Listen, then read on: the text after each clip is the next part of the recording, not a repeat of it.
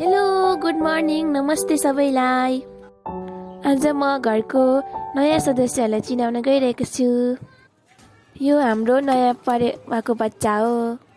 यो आफ्नो गुणबाट भुइँमा झरेको थियो। हामीले फेरि त्यसको नयाँ खोर बनाएर टिपेर राखेको थियौँ तिनीहरूलाई। माउले देख्छ कि देख्दैन भन्ने डर लागिरहेको थियो।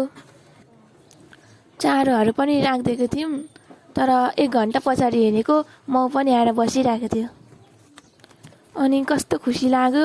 अनि अहिले त यो ठुल्ठुलो भएको छ।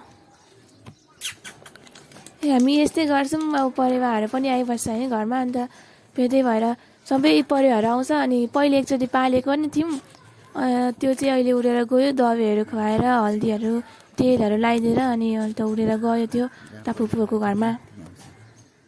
हाम्रो चाहिँ बारीमा धेरै हरियालीहरू छ। अन्त त्यही भएर चराले धेरै गुणहरू बनाएको छ।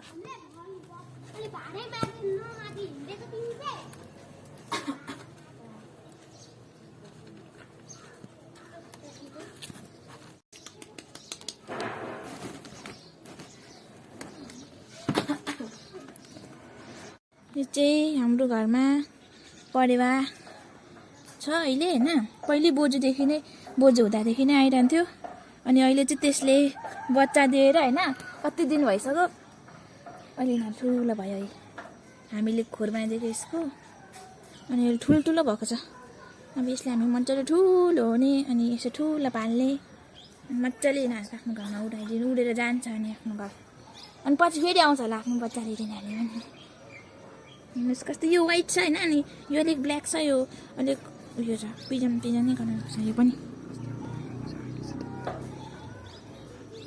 यस्तै परिवारको जोडी जस्तै तपाईँहरू पनि रहनु होला। Stay safe and stay healthy. Bye bye. कागहरू पनि पुरा छ। तर यो काग र उल्लुले चाहिँ चराको बच्चाहरू सबै खाँदो रहेछ। कति यस्तो चल्लाहरू चोटपटक लागेको हामीले कति भेट्छौँ भुइँमा झरिरहेको हुन्छ। अनि टिपेर ल्याएर दबाईहरू अनि खानाहरू खुवाउँछौँ, हल्दी र तेल लगाउँछौँ। कागहरू पनि पुरा छ। यो कागहरूलाई हामी कति खाना दिन्छौँ, त्यही भएर वरिपरि घुमिबस्छ हाम्रो घरको।